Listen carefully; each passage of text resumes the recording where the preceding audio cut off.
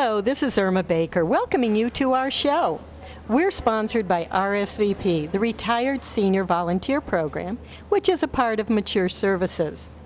A kaleidoscope, according to the dictionary, offers a constantly changing group of bright objects, and that's what we hope to achieve with these programs. We're highlighting interesting organizations, activities, and people in our viewing area. We'll be right back with today's guest after these messages. RSVP of Summit County has been making a difference in our community since 1972. RSVP volunteers are increasing the quality of life by participating in programs and organizations that provide important services to the community. RSVP matches personal interests and skills with opportunities to serve. If you're interested in adding more meaning to your life and improving the lives of others, please call 330-253-4597, extension 166. Welcome back. Our guest today is Matt Vadraska. And did I pronounce that right, Matt? You did. Oh, You did. Good. We're here at Rittman Orchards, which is run by Matt's family, and he's a big part of this operation. And I want to tell you that at any time of year, Rittman Orchards and Farm Market is a wonderful place to come for local fruit, produce, gifts, products from our area. It's just a great place to come. And if you are out here during apple harvest time, well, then you have a real treat because you can even pick your own apples. And Matt, welcome to the show. Oh, thank you for having me. I was just thinking as I was saying that, you also do pick your own fruit, berries in the earlier summer season, don't you? We do. That's really how we start our season out. We do about 5 acres of strawberries for you pick starting at the beginning of June. 5 acres? 5 acres. How big is this place? That's 125 acres altogether. We have about 10 to 15 acres in berry crops, all of which, we do open during the season for picking. Oh, if you look at the view, you've got rolling hills.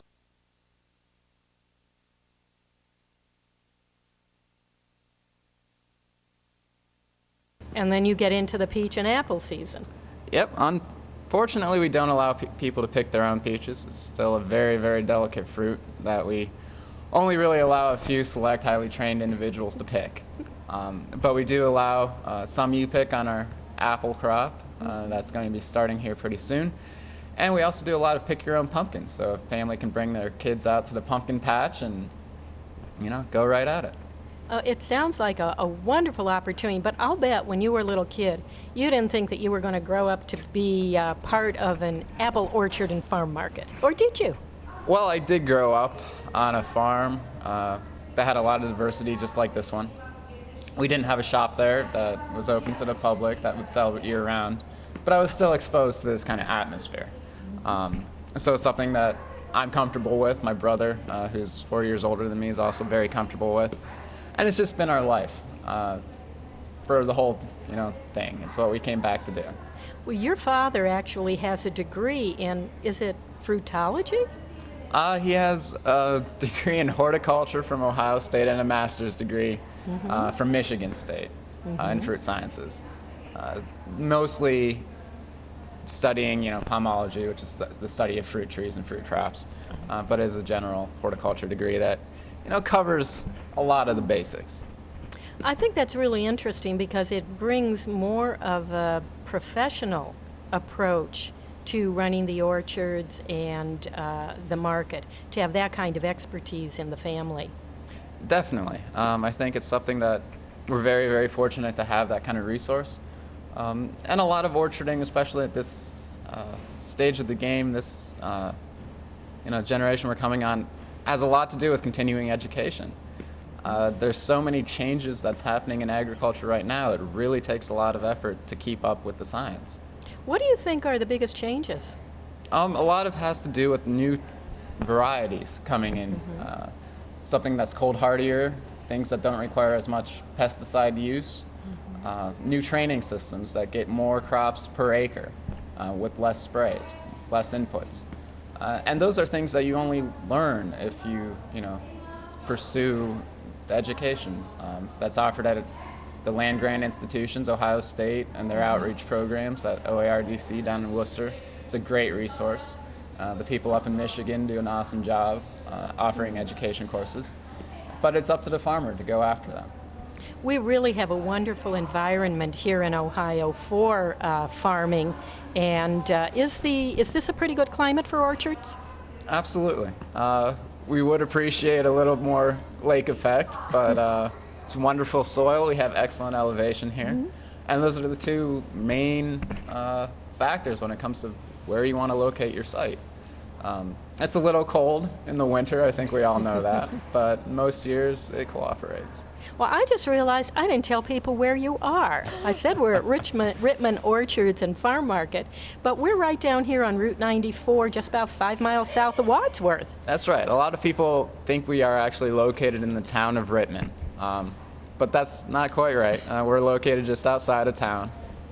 We're called Rittman Orchards because back in the 20s when this property was originally founded and became a producing orchard, it was by a group of doctors from the city of Rittman. Doctors? Doctors. It was thought to be an investment property. So the name's just kind of stuck around ever since.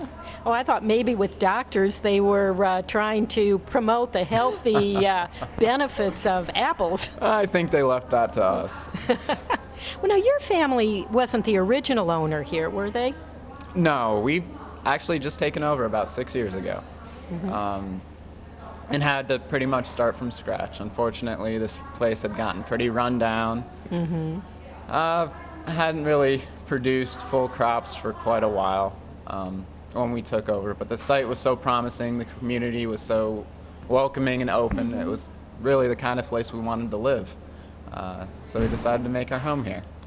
Well, you mentioned a little while ago about how much education is necessary to really run an orchard properly, and I would imagine the market too, and that made me think, your mom was an English teacher. She was. She was a high school, middle school English teacher and Latin teacher for more than 20 years. And that really, I'm sure, comes into play in running the market and keeping everything where it needs to be. It really does. Especially, she kind of manages the market and the employees in the market. And we do hire a lot of school kids and a lot of local people. So her wrangling skills definitely come in handy, especially in the summer. She has that teacher's eye. Exactly. Oh, I know it a little too well. Now, what's your background? I have a fine arts degree. I originally was going to be an English teacher also, but it wasn't quite the life for me. So I decided to pursue fine arts. I have a degree in photography and sculpture from Kent State, where I finished up school and came back to the property to help them out. Well, my feeling is that whatever kind of education you get, the real education is how you apply it to wherever you are. So how does your educational background fit into an orchard and farm market? That's an excellent question. Honestly, most of the things in this market I've built by hand. I think the art degree really taught a lot about not just how to see things, but how to do things. It was more practically based instead of sitting in a room and drawing pictures. I was more on the craft and tool end of things. So it's allowed me to really construct most of our displays and setups, here around the market and on the property. I'm kind of the resident handyman now. Well, that's certainly putting fine arts to practical use. Yeah, there's some use to an art degree, I suppose. Now, your family has had similar ventures in other parts of the country. Where else have you been? Well, the farm I grew up on was in Ashtabula County, just a couple miles from the lake, off of Route 20. And that was a big operation like this. A lot of diversity there. But it kind of took over us and was running our lives instead of us running the property. So we moved out to Washington State and grew Washington Red Delicious and tried our hand at that. And then were you also in Kentucky or Tennessee, or you have some connection there? My parents decided to retire to Tennessee. Oh, wait a minute. I don't think they're retired. Not coming back here. Retirement didn't really stick with them. But when this property presented itself, they were getting a little antsy about just sitting around a house and looking at the Smoky Mountains. So they decided a change of pace was in order. What brought them back to Ohio? Well, they're originally from here, and this is where my brother and I grew up, so we have our roots here. I think that's a very important part. I mean, family's always been first and foremost with us, and you know, the community around us. And you know, like I said, this is a great place to live, really warm, welcoming community, and a place, part of the country that we really enjoyed. So we came back.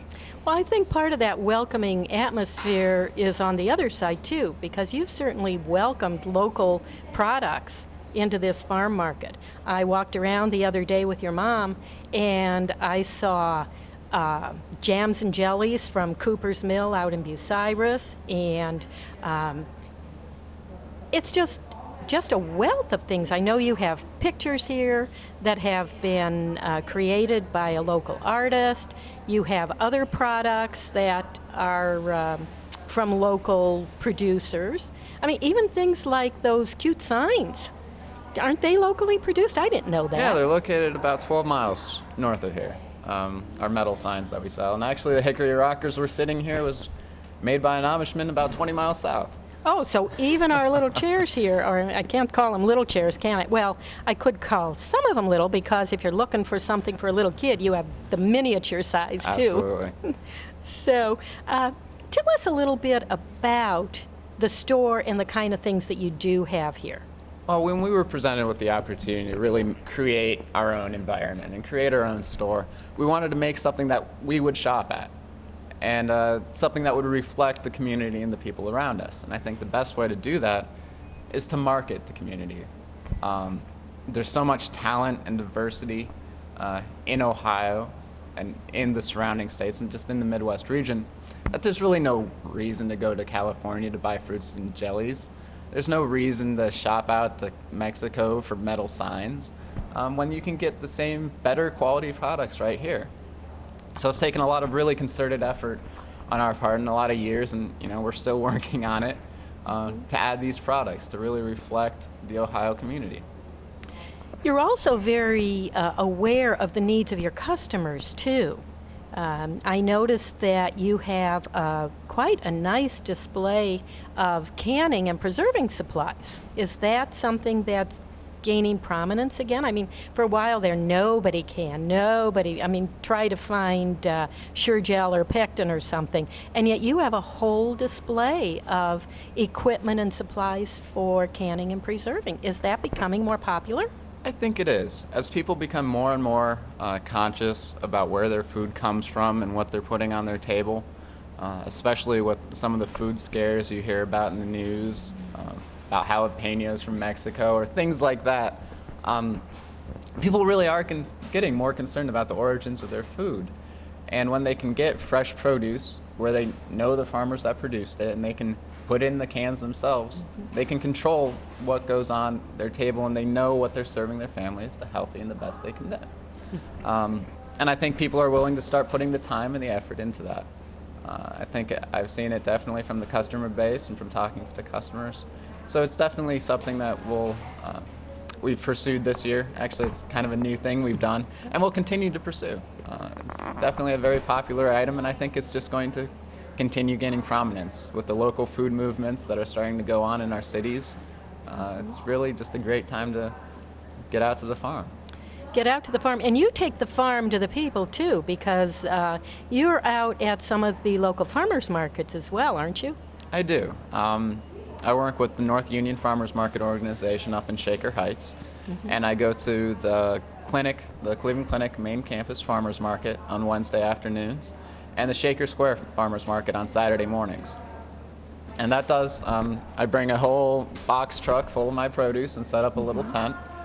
But those are really great ways to get your food to city folk that don't necessarily have the means to come down into the rural countryside and shop here themselves. Or even don't have the time, because it's a long trek to come from Shaker Heights out here to south of Wadsworth and Rittman. It is. It's a couple-hour round trip. But again, another really nice thing about those farmers market organizations and the farmers markets that I attend is it promotes healthy eating in urban neighborhoods. There's a couple grant programs out there that give coupons to underprivileged senior citizens. Is that the voucher program? It's the voucher program, absolutely. Okay.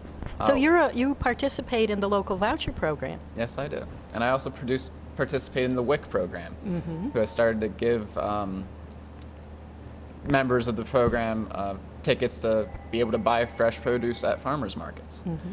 And again, that's really a great way to get something much more nutritious and beneficial onto the tables that maybe would not be able to afford it otherwise.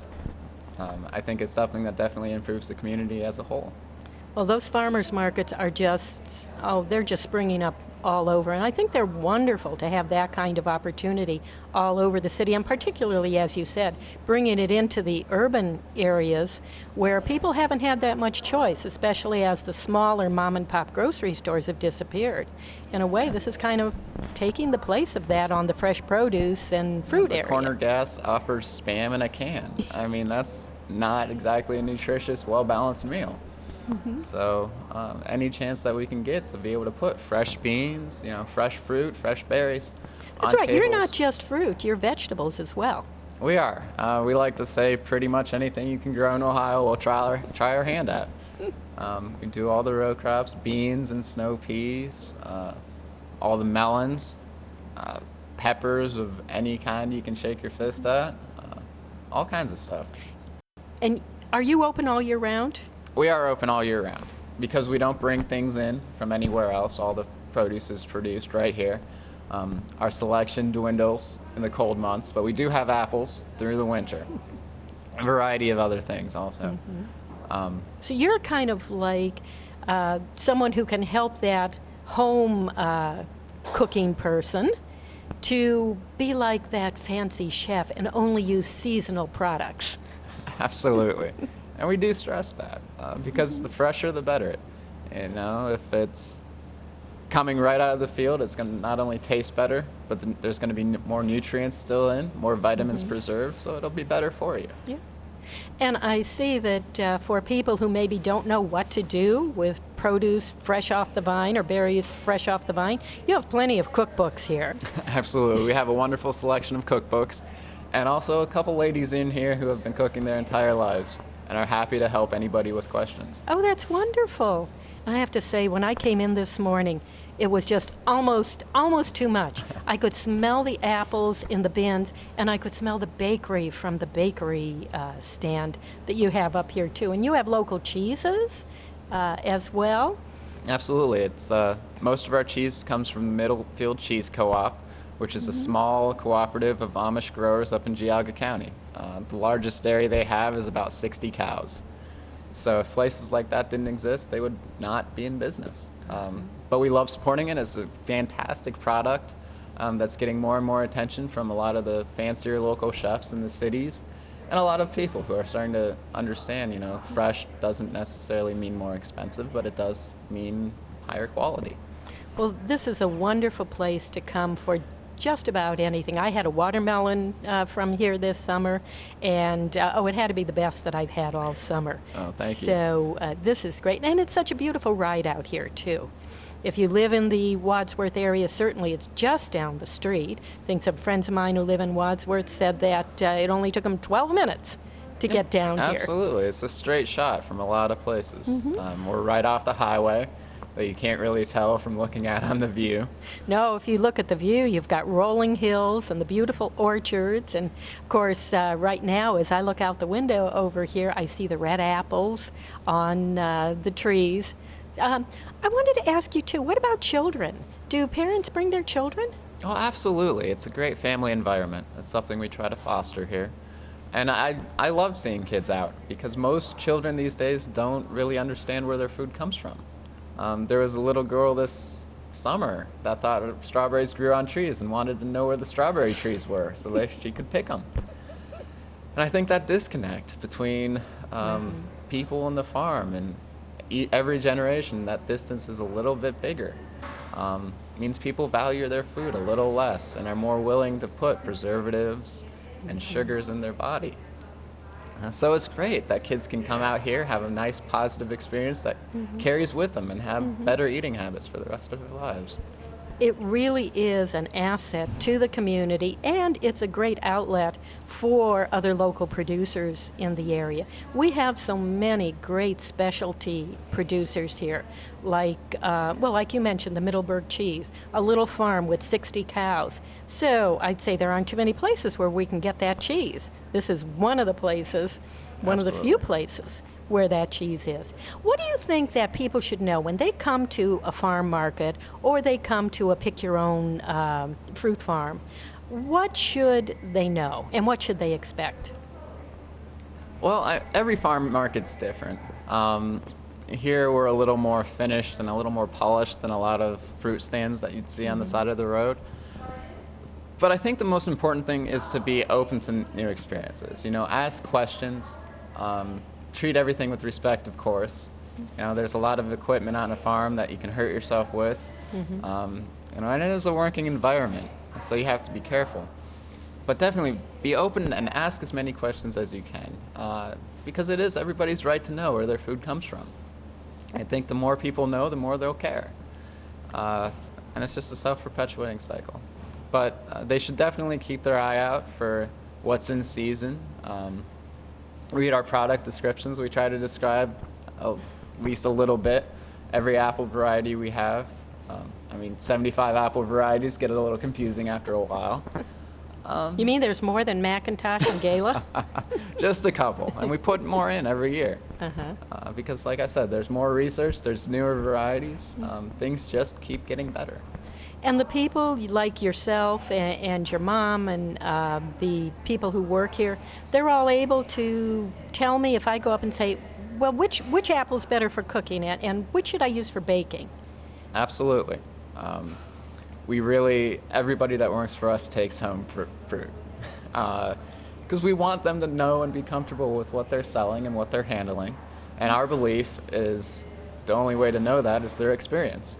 So if I bring in a new tomato, I grow a couple dozen different heirloom varieties. I want people to try it. I want people to tell me what they think, and let me know their thoughts and feelings about it. And that way, if someone comes in with a question about what's the best tomato to put in a gazpacho or a ratatouille, or just making a bowl of pasta for the table, anybody in here can tell them. And if they can't, they're going to find me or someone that can, because it's very important. It's added value. You come out to the farm to meet the farmers, and we want people to be as happy with the products as we can make them. Well, now, not everybody can make the wonderful trip out here and browse through the store and smell the wonderful aromas in here. How do people take advantage of what you have if they can't come out here? Stop at a local farmer's market. Now, unfortunately, we don't really wholesale to any local grocery stores. Do you do any mail order? We do apple shipping for gift boxes in the winter. It's got to be a little colder outside than it is now to let them store well on the UPS truck. But come the holiday season, we do ship a lot of apples out all over the country. We don't do international orders yet, though we have been asked every year. But yeah, we definitely do ship apples. Unfortunately, that's about the only off-site shipping we do. Well, you did start out as an apple orchard. It is. So I guess that is your main product, and 75 varieties. There has to be something there any apple lover is going to find. Do you have a website? We do. It's rittmanorchards.com. Well, we'll put that on the screen, and I hope that people will be able to take the trip out here or check you out on your website. Now, as we're looking around the store, I see so many things. What would you say are some of the newest things that you've added to the store?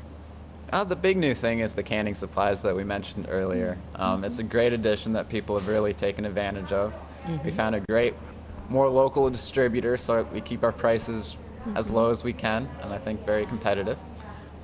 We've expanded our candle display.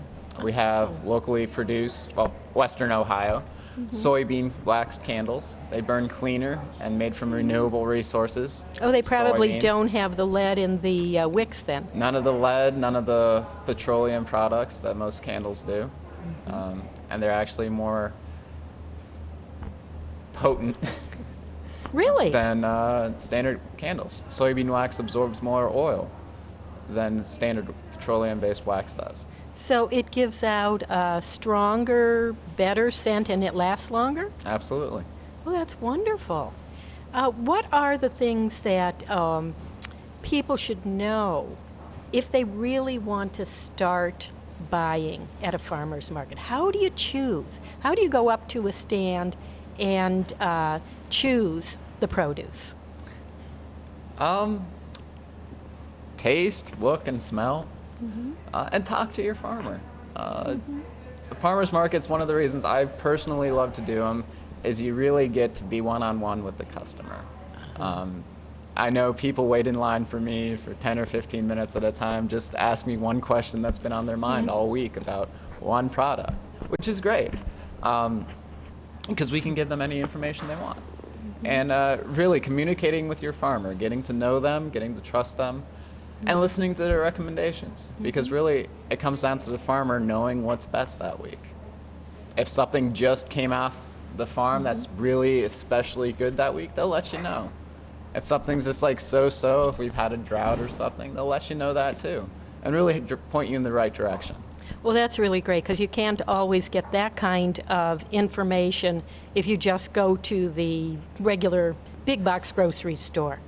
Well, I know that when I went out to see your farm stand at the Shaker Square Market, it was pouring rain and the line was going right around the stand. So it's been wonderful being out here today. I thank you for being our guest, and I hope that you've enjoyed meeting Matt and learning something about Rittman Orchards, and that perhaps you can come out and make the trip here or check their website. This is Irma Baker, and I thank you for watching us today. We are a part of RSVP, which is a part of Mature Services, and RSVP offers services for adults over 55, volunteer opportunities in the local community. And if you would like more information, please just call the number on the screen. This is Irma Baker saying goodbye for now.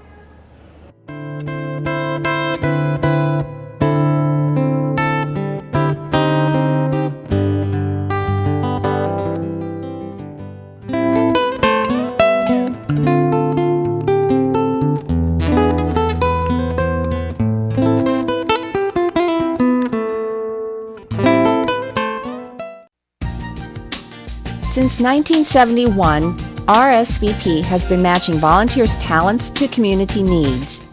RSVP is affiliated with the Corporation for National and Community Service, a national organization that supports service and volunteering through grant-funded projects. Volunteers organize neighborhood watch programs, tutor children, renovate homes, plant community gardens, assist victims of natural disasters, and serve their communities in many other ways. RSVP offers maximum flexibility and choice to its volunteers as it matches the personal interests and skills of Americans 55 and older with opportunities to serve their communities. If you're interested in adding more meaning to your life and improving the lives of others, please call 330-253-4597, extension 166. Distribution of this program has been made possible through the generous support of the Kaler Law Firm. At the Kaler Law Firm, attorney Jim Kaler helps seniors and veterans who need long-term care keep some of their life savings in the family. For more information, visit www.protectingseniors.com. The mission of the Kaler Law Firm is protecting a senior's life savings.